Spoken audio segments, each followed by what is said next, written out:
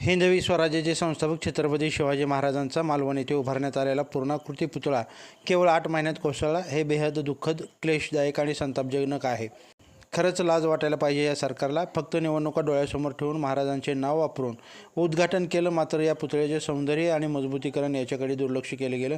अशी बोगस कामे करणाऱ्या सरकारचा जळगाव जामोद येथे शिवप्रेमींनी आंदोलन करत जाहीर निषेध केला.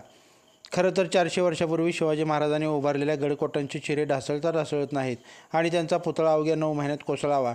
महाराजांचा नुसता हा पुतळा कोसळला नसून या सरकारचे दुर्दैव कोसळले आहे. सर्वोच्च मानली जाणारी संसद, अनेक विमानतळे, रेल्वे स्टेशन, मंदिरे इत्यादींना मागील काही दिवसात घालताना पाहिले आहे. आणि हाच का तो विकास, असा प्रश्न पडतोय. छत्रपती शिवाजी महाराजांचा महाराष्ट्रीय लोकांना माफ करणार नाही.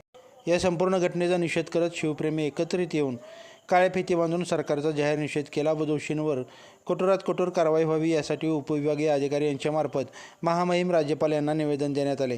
यावेळी तालुक्यातील अक्षय पाटीलसह बहुसंख्य शिवप्रेमी उपस्थित होते. लाईव्ह महाराष्ट्र झोन न्यूजसाठी गोपाल पारधी. लाईव्ह महाराष्ट्र झोन न्यूजच्या यूट्यूब चॅनलला सबस्क्राईब करा, तसेच आमच्या फेसबुक पेजलाही फॉलो करा.